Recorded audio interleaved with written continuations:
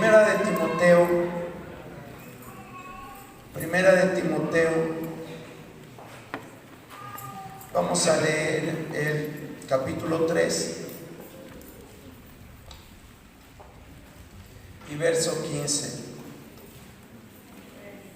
Gloria a Dios, aleluya. Voy a leerlo una vez y después ustedes lo leen, por favor.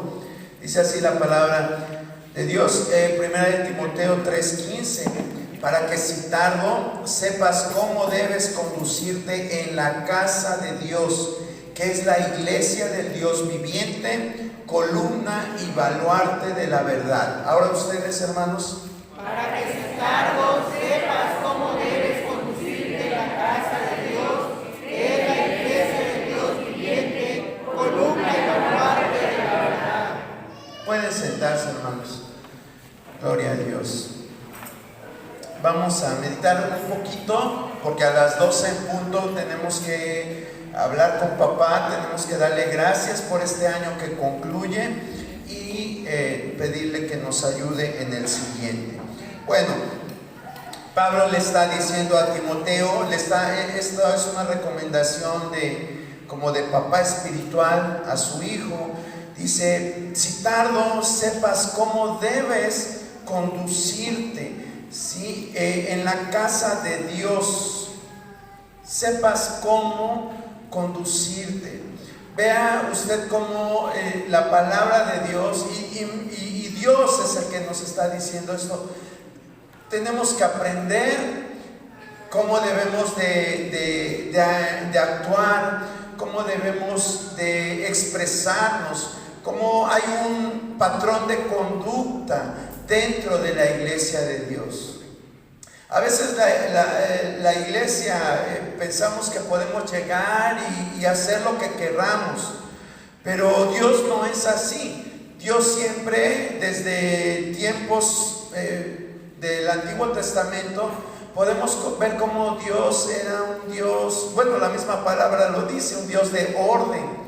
Él establecía las normas, establecía las leyes para su pueblo en la antigüedad, para el pueblo de Israel. Y Dios no cambia, Dios es el mismo ayer, hoy y por los siglos. Así como fue en el pasado, que ya lo hemos mencionado en algunas ocasiones cuando hablamos de por ejemplo, el diluvio, cómo Dios le da instrucciones precisas acerca del arca a Noé. Le dice, mira, va a ser de estas dimensiones, y le vas a poner una ventana en tal lugar y una puerta, y le vas a poner, y le da todos los detalles de cómo tenía Noé que hacer esa arca. Lo mismo pasó con el tabernáculo.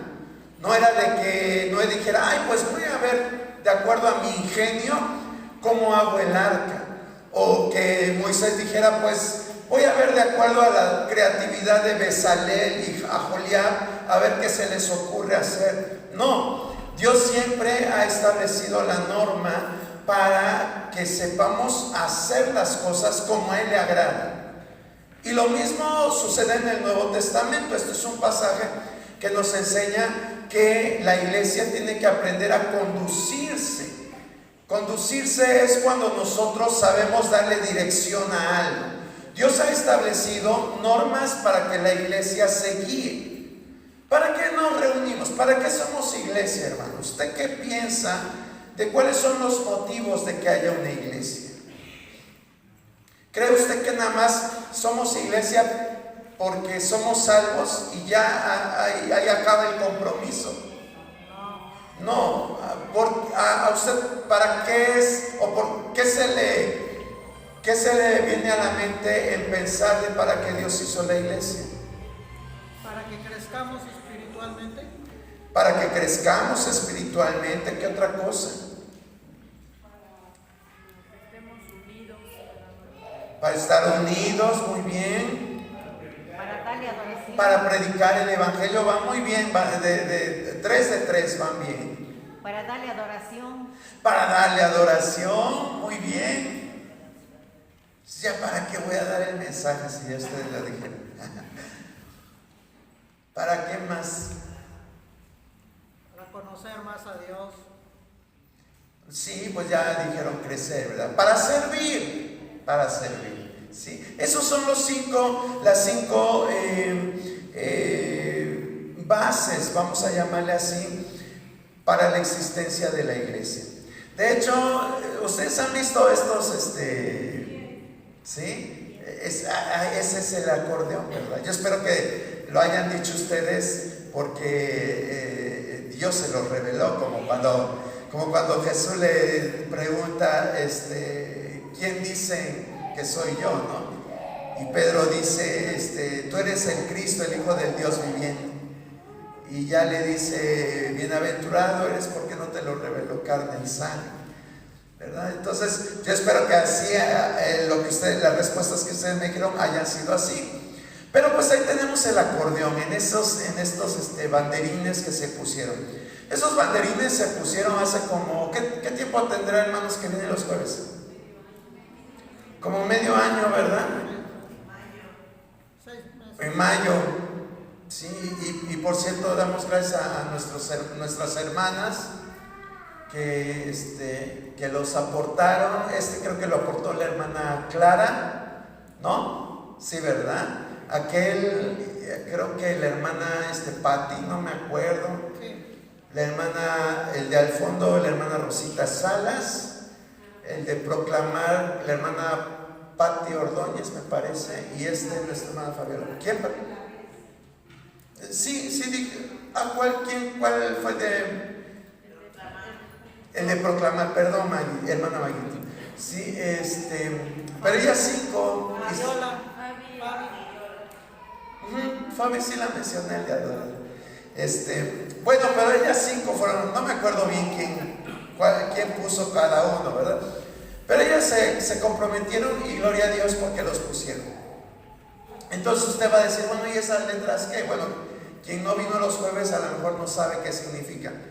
Pero cada una de esas palabras tiene la importancia de que eso es lo que nos hace ser iglesia. Y en esta hora lo quiero compartir.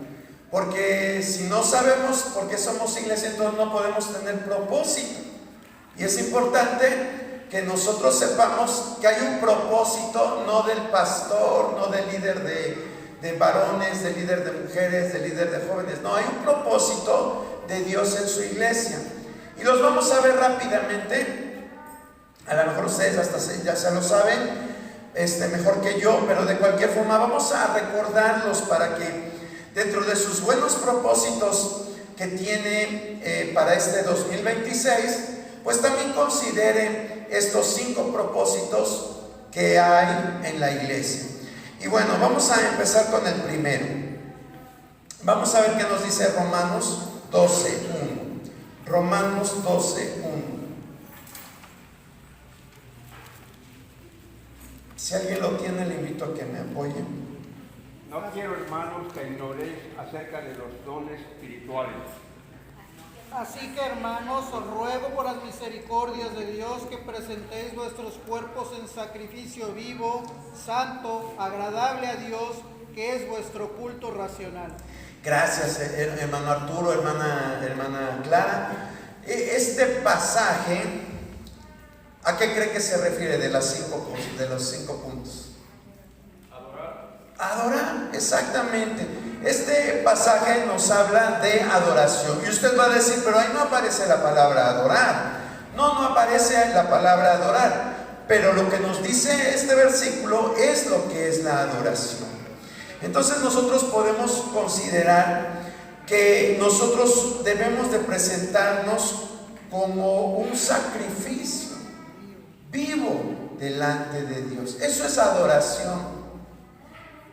Cuando nosotros nos rendimos a Dios, cuando dejamos que Él obre su voluntad en nosotros. ¿Cuándo va a llegar este sentir a nuestra vida? Bueno, este sentir va a llegar cuando nosotros reconozcamos la grandeza, la majestad y la suprema perfección de Dios. Cuando nosotros reconozcamos estas 3 cualidades de Dios, es cuando entonces nosotros vamos a rendir nuestra vida a Él.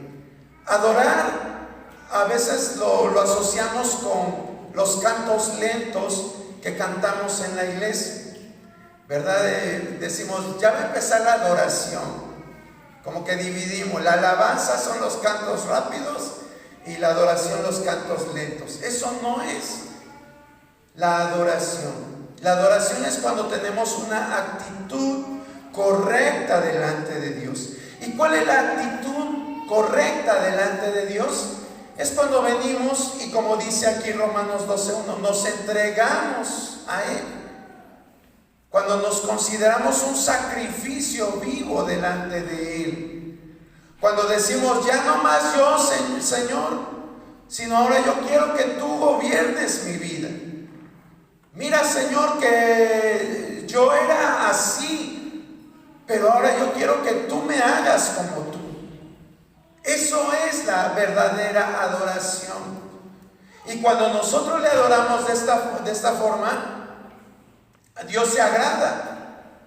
Dios se agrada de esa forma de adorar. Pero ¿sabe qué, hermano? Son escasos los verdaderos adoradores. Son escasos los verdaderos adoradores.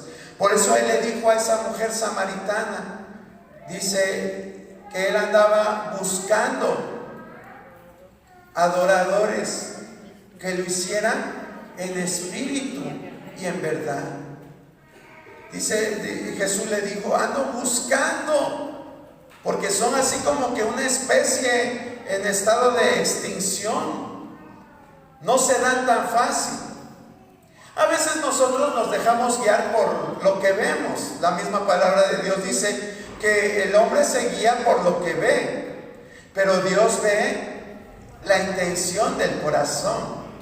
Yo puedo estar aquí, levanto mis manos, aunque no tenga fuerza, pero a lo mejor por dentro estoy lleno de resentimientos, de rencor, de soberbia, de vanidad, de contención, de todas esas cosas que no son agradables delante de Dios. Entonces cuando venimos delante de Él, tenemos que desechar todas esas cosas que nos estorban, para que en verdad lo que nosotros hagamos en cuanto a nuestro servicio sea agradable delante de Dios. Sea agradable delante de Dios, hermano. Dios quiere lo mejor. Nosotros podemos ver el ejemplo de Abel y Caín. Ambos trajeron ofrenda al Señor. Dice la Biblia que Caín le llevó de todo lo que de su cosecha le llevó. Pero la Biblia dice que Abel, ¿cómo era su ofrenda? Dice que de lo mejor. Sí, de lo mejor. ¿Y de cuál se agradó Dios? ¿De la de Caín o de la de Abel? De la de Abel. De la de Abel. ¿Qué quiero decirle con esto? No solo basta decirle a Dios, te adoro, Señor. No basta tan solo decir, voy a ir y voy a servir a Dios de esta forma. No digo, ¿verdad? Para no entrar en detalles, pero a veces podemos estar aquí sirviendo, pero no somos adoradores. Es decir, yo puedo estar aquí predicando, pero en mi mente puedo estar viendo a mis hermanas cuál trae el mejor escote, cómo se le ve la figura. Si a lo mejor se arrodilló y se arrodilla con la cara hacia allá, yo le estoy viendo su cuerpo por atrás.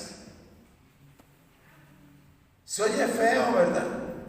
Pero a veces se dan los casos. Entonces por eso le digo, yo puedo estar sirviendo, tú puedes estar sirviendo, pero ¿cuál es la intención de tu corazón? Porque eso es lo que Dios ve. Cuando Él dice, yo ando buscando adoradores que lo hagan en espíritu y en verdad. Jesús una vez se quejó del pueblo porque dice, ellos de labios me honran, pero su corazón está re lejos de mí. Y yo espero que a nadie nos pase eso, hermano, en este 2026. Yo espero que cuando tú vengas a la casa de Dios y estés cantando, cada frase que tú menciones, la digas de corazón, la digas sintiéndolo, y eso va a ser agradable delante de Él. Si tú vas a servir a extramuros, es decir, fuera de este lugar, hazlo de corazón. No lo hagas esperando que te vean, que te aplaudan, que tú presumas y digas, hoy oré por un enfermo y sanó. No, ese no es el propósito.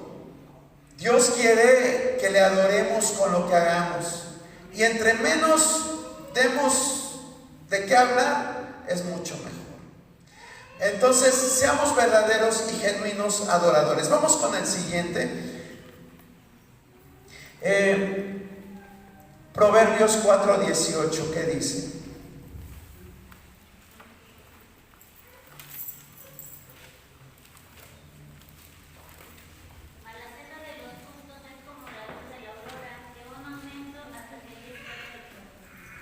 Gracias, hermana Cari. Mas la senda de los justos es como la luz de la aurora, que va en aumento hasta que el día es perfecto. No es lo mismo estar viendo el día cuando son las 6 de la mañana a cuando ya son las 12 del día, ¿verdad? A las 6 de la mañana apenas está ahí despuntando el sol, pero a las 12 ya está en su intensidad. Y la palabra de Dios nos dice que así debe de ser la senda de cada uno de nosotros. ¿Cuántos justos hay aquí? Amén. Oh, ese amén estuvo muy flojo, hermano. Yo sé que ya tienes hambre, que ya quieres llegar a cenar, pero ahorita nos vamos. Pero todos nosotros, si hemos creído en Jesucristo, somos justos. Él nos hace justos, aunque a lo mejor tus balanzas estén descalibradas, pero somos justos a los ojos de Dios. Dios nos justifica por fe. Y la palabra nos dice que así debe de ser nuestro caminar en Dios. Ir en aumento, ir en aumento. Hay hermanos que tienen poquito tiempo de convertidos y ya llevan como si tuvieran una escaladora y ya van alto, van arriba. Y algunos tenemos quizás 80 años en la iglesia y seguimos en el primer piso.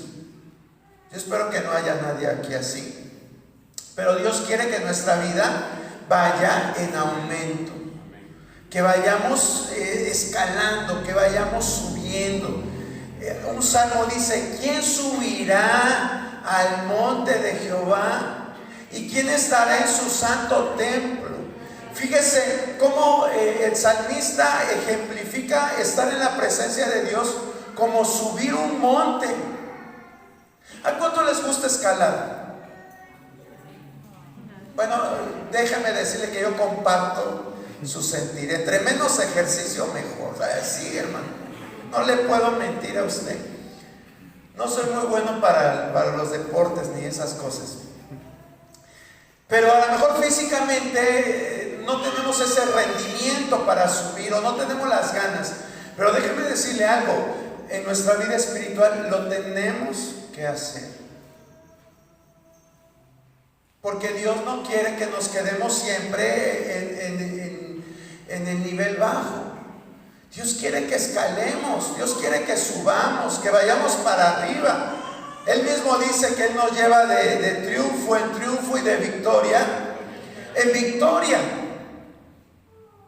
Entonces debemos tener en nuestra mente que tenemos que subir en nuestra vida espiritual. No puede ser que los errores que cometí en mi vida cristiana hace 100 años los siga cometiendo. No puede ser posible. Tenemos que aprender. El aprendizaje a veces es doloroso y cuesta, pero si nosotros aprendemos, vamos a tener prueba superada. Algunos de nosotros decimos, como ese dicho allá afuera dice, no veo lo duro, sino lo tupido. No salgo de una cuando ya me metí en otra. ¿Por qué cree que sea? ¿Porque Dios es malo y le gusta vernos sufrir? No. ¿Porque le caemos mal a Dios? No. ¿Porque Dios se olvida de nosotros? O sea, ninguna de nuestras hipótesis es cierta. La realidad es que Dios es un Dios soberano, que Él tiene todas las cosas en sus manos. Y debemos de aceptar que cuando muchas veces nos metemos en problemas, es porque no hemos aprendido a superar esa prueba. Y entonces cuando no superamos la prueba, ¿qué pasa? Pues la tienes que volver a pasar, la tienes que volver a presentar. Eso pasa en la escuela, ¿o no? Presentas tus exámenes de fin de curso y si repruebas, te vas al extraordinario. Bueno, eso era en mis tiempos, no sé ahora cómo sea. Y si no pasabas en el extraordinario, te ibas al de título, y si no al de título, al de no sé qué tanto, y así te la llevabas hasta que de plano te decían, ¿sabes qué? Vas a tener que volver a repetir el curso porque no das una. Y reprobábamos. Y en nuestra vida espiritual, Dios nos insta a irnos superando cada día más.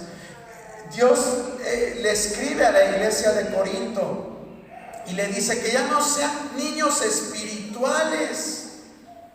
Dice, porque un niño no le puedo dar vianda, siempre tiene que estar tomando lechita, alimentos que no le caigan mal a la pancita. O sea, Dios quiere darnos cosas grandes, pero si no aprendemos a crecer, pues siempre vamos a estar en el mismo nivel. Siempre. La generación que estuvo en el desierto, en los tiempos de Moisés, fue una generación que no le faltó el vestido, no le faltó el calzado. Hacía sol, Dios les ponía la nube. Hacía frío, Dios les ponía la columna de fuego. Pero no pasaron de ahí. Dios quería llevarlos a la tierra de bendición. Y ese es el propósito que Dios quiere que nosotros tomemos en cuenta. Que Dios quiere darnos más. A lo mejor muchos nos hemos conformado. Ay, no, ya hablo en lenguas. Ay, no, ya me dieron cargo en la iglesia. Y creemos que eso es suficiente. Pero no. Dios tiene tantas cosas que darnos, hermano. Dios tiene tantas cosas que hacer con nosotros. Elías, un hombre que de momento se entristeció, dice, ándale, Dios le manda a decir con el ángel, ándale, párate. ¿Por qué? ¿Sí sabe lo que sigue? Porque todavía hay un largo camino que tienes que recorrer. Ay, a lo mejor Elías decía, ay, Dios me usó para que no lloviera. Y luego hice una mini oración y empezó a llover. Luego a través de mí hizo descender el fuego. Y a lo mejor Elías decía, ya no puede pasar nada. Pero Dios le baja los humos con la experiencia que tiene con la reina Jezabel. Y entonces, como cualquier hombre, se tambalea y Dios le dice, ponte en pie porque todavía hay cosas que hacer. A lo mejor usted se ha tambaleado, pero Dios hoy te dice, tienes que seguir adelante, porque aquel que pone la vista y las manos en el arado no puede volver su vista atrás. O sea, Dios es determinante, hermano. Y son palabras fuertes que Jesús dio. Dice, aquel que tomando el arado vuelve su vista atrás, ¿qué dijo Jesús? No es digno de mí. Entonces ya no hay vuelta de hoja, hermano. Ya estamos en el camino. ¿Qué tenemos que hacer? Órale, para adelante. Algunos irán como la liebre, otros iremos como la tortuguita. Pero lo importante es avanzar, hermano. No estancarnos. ¿Y cómo voy a saber que estoy creciendo? Cuando nosotros éramos niños y empezaba nuestro desarrollo, bueno, eso me pasaba a mí. En mi casa, en la pared, hasta dibujé como una regla y diario me paraba ahí y me hacía así y veía y decía, ya subí 1 centímetro, ya subí. Y me emocionaba de que estaba creciendo. ¿A usted no le emociona crecer espiritualmente, hermano? ¿No le emocionaría crecer espiritualmente? Eso es lo que Dios desea, que crezcamos. ¿A poco a usted no le emocionaba cuando empezó su desarrollo, que empezaba a crecer? ¿No les emocionaba? Creo que están durmiendo. Bueno, les decía cómo yo físicamente lo hacía porque me medía en centímetros. Espiritualmente, ¿cómo te vas a dar cuenta que estás creciendo? ¿Cómo? Con nuestros hechos. Con los hechos. Hermana Elvia. Cuando actúas diferente a una determinada circunstancia. Exacto. Alguien dijo por acá, con el fruto. Exacto. La regla para medirte es el fruto del Espíritu Santo.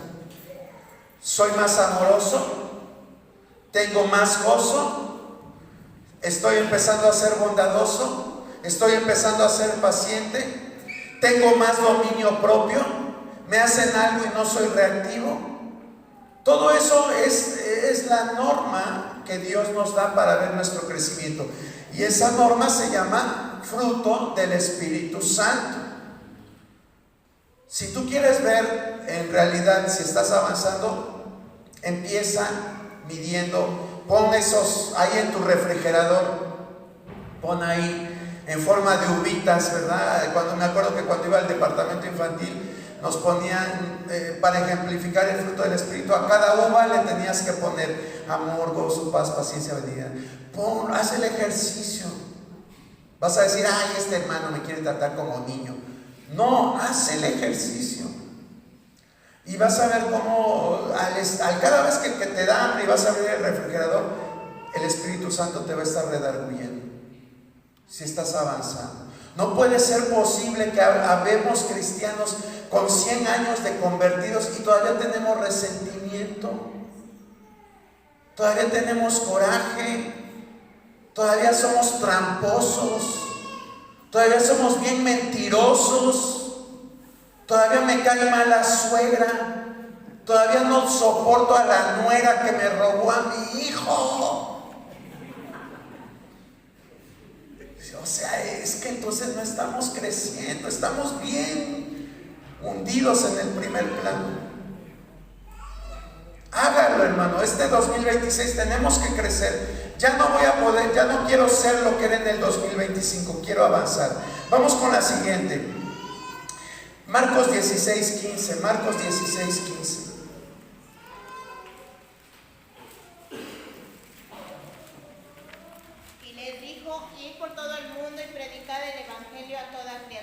Gracias, hermana Liz. Entonces ya vimos que debemos de adorar, que adorar no nada más es levantar las manos y cantar, sino que entregarle mi vida a Él. Ya vimos que debemos de crecer, medido a través del fruto del Espíritu Santo. Ahora la tercera acción que debemos de hacer es predicar el Evangelio. Eso se llama proclamar. Y predicar el Evangelio no es otra cosa que dar a conocer las buenas nuevas. Es como antes había los que vendían periódicos impresos, andaban extra, fulanito hizo tal cosa, y ahí la gente iba a comprar su periódico, ¿verdad? Eso es lo que Dios nos manda a hacer. Ay, no, pero es que yo soy licenciado, es que soy médico, ¿cómo voy a estar haciendo eso? Pues eso es lo que Dios nos manda a hacer. Seas muy de la alta, o te sientas lo que te sientas, o tengas un cargo muy importante, eso es lo que Dios le mandó a hacer a la iglesia. Eso es lo que nos dice la palabra ahí en Marcos 16:15. Que vayamos y prediquemos el Evangelio. A lo mejor la palabra predicar la asociamos con estar atrás de un púlpito. No. En los tiempos de Jesucristo no se relacionaba con un púlpito. Jesús pocas veces estuvo en un púlpito. Y bueno, eso es una simple deducción, porque la Biblia nunca dice, y Jesús se levantó y se puso atrás del púlpito. No. Predicar es simplemente decir algo, en este caso relacionado con las buenas nuevas. Eso es todo lo que Jesús nos manda hacer. Que compartamos esa fe que nosotros tenemos, si es que la tenemos, en Jesucristo. A veces lo que nos detiene para proclamar la verdad es que ni siquiera nosotros estamos convencidos. Esa es la realidad. Nos obligaron a creer, ándale, apúrate, ya estás muy grande, bautízate. ¿Qué van a decir los hermanos? Y ahí estamos presionando a nuestros seres queridos para que se bauticen a la fuerza. Pues lógicamente se bautizan, pero no tienen convicción. O te dicen, si no te bautizas, si no crees, te vas a ir al infierno. O sea, tácticas completamente mal empleadas. Es verdad, Jesús hablaba de ese castigo y los evangelios y el Nuevo Testamento, pero no en tono de amenaza.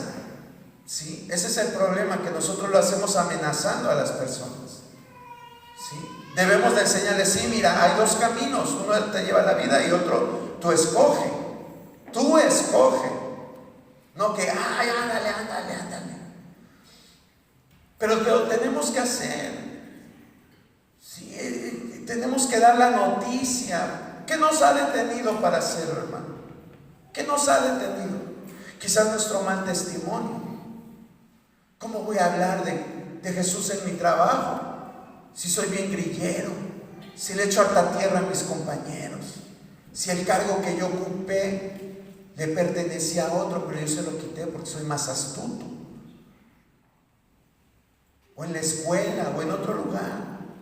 ¿Cómo voy a hablar de Cristo si parece más cristiano el otro que yo y ni conoce a Cristo? Esas situaciones son las que nos frenan. Pero hoy Dios nos hace la invitación a que creamos en verdad en Él. A saber que Él es el que nos va a guiar. A veces decimos, es que no he recibido un curso de evangelismo. No es necesario. Es bueno, pero a veces no es necesario. Jesús le dijo al gadareno, ve y habla de las cosas que Dios hizo contigo. Y a la samaritana le dice lo mismo. ¿Se da cuenta? No necesita usted otra cosa más que su testimonio, más que su ejemplo de vida. ¿Vive usted en paz en medio de la tormenta? ¿Vive usted confiando en Dios? No vive esperando los pronósticos de que hay esto y que el otro, sino que su fe está en Dios. La gente lo va a notar y entonces le van a decir, oye, ¿por qué tú te ves tan diferente? Aquí todos nos tronamos los dedos y tú andas como si nada. Y entonces ahí Dios te va a abrir la puerta y para que tú digas, es que yo confío en un Dios vivo. Amén. Gloria a Dios. En un Dios que está siempre al pendiente de mí. Amén. Es decir, el Evangelio, compartir el Evangelio no nos debe de costar si en verdad hemos aceptado a Cristo en nuestro corazón. Pero si estoy con un pie adentro y otro pie afuera, pues no va a haber resultados. No va a haber resultados. Pero propóngase en este 2026, bueno, son 12 meses en el año. Señor, concédeme hablarle a 12 personas, a una por mes. Ya no te digo que una por día, porque serían 365 personas.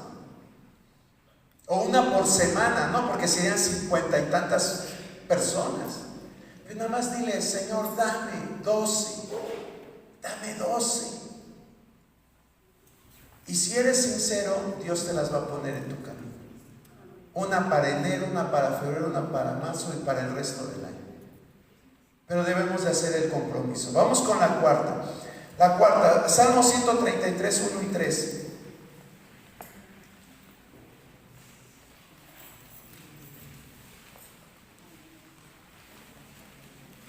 Mirad cuán bueno y cuán delicioso es habitar los hermanos juntos en armonía. Es como el buen óleo sobre la cabeza, el cual desciende sobre la barba de Aarón, y baja hasta el borde de sus vestiduras. Gracias, hermana Clara. Bueno, ya hablamos de adoración, ya hablamos de crecimiento, ya hablamos de evangelizar. Ahora vamos a hablar acerca de la comunión. Comunión. Aquí estamos reunidos. Estamos en comunión. Sí. Y es importante que estemos. Por eso es que nos reunimos. Hay gente que dice, ay, ¿para qué voy a la iglesia? ¿Para qué voy ahí? Pura bola de hipócritas. Mejor me quedo aquí viendo al pastor de YouTube y hasta me ministra más bonito, ¿verdad? Algunos decimos así. Pero no es que queramos tenerte aquí a la fuerza, es que es un mandamiento de Dios, que estemos aquí juntos, los que hemos creído, los que tenemos una misma fe, un mismo Señor, una misma fe.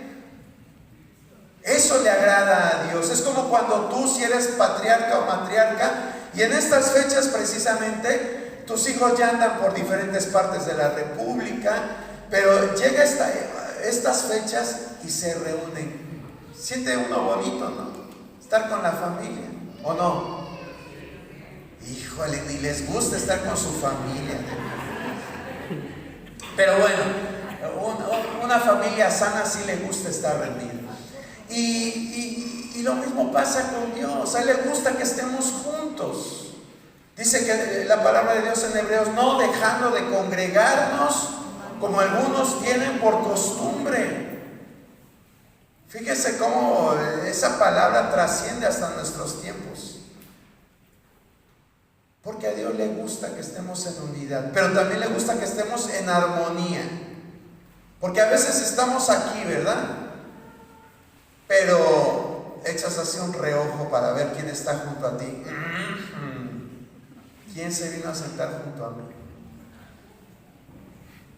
Y esto no es agradable delante de Dios. A Dios le gusta la unidad. Eso es la comunión, unidad. Porque cuando somos unidos, somos más fuertes. Y el ejemplo clásico, las hormigas. Qué seres tan diminutos, pero qué tremendos son cuando trabajan en unidad. A mí me encanta un árbol de framboyán. Sí, creo que es el framboyán, que tengo ahí enfrente de la casa. Estaba bien bonito. Me gustaba porque son árboles que... Hay uno en el jardín de mi mamá que parece una sombrilla y está mero en medio del terreno. Y cómo me gusta ese árbol, porque me gusta el árbol. Pues, ¿qué le cuento? Que las tremendas hormigas se acabaron el follaje del framboyán. Tremendas hormigas. Y aunque les echaba ahí un líquido para que se fueran, pues no, eran persistentes. Y eran tremendas.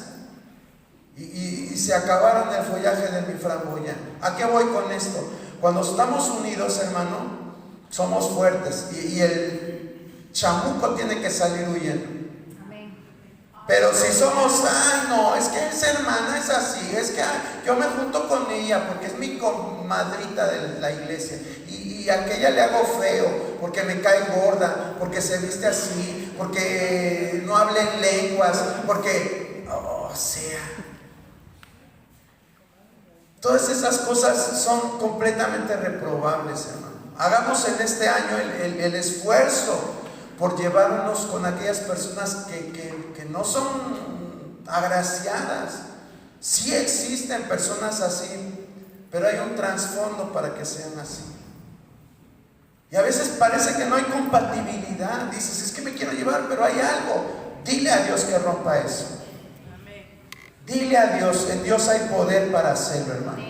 Dile, Señor, tú me mandas que haya unidad y armonía, y yo no quiero ser rebelde a tu palabra, Señor. Esa hermana me cae regorda, pero en tu nombre, Señor, voy a empezar a tratar de hacer las paces con ella, y Dios te va a dar la victoria. ¿Por qué? Porque estás en la voluntad de Dios. Entonces, que este año seamos en verdad juntos y en armonía. Amén. Bueno, y vamos con la última, Mateo 20:28. Ya nada más tengo 3 minutos. Mateo 20, 28.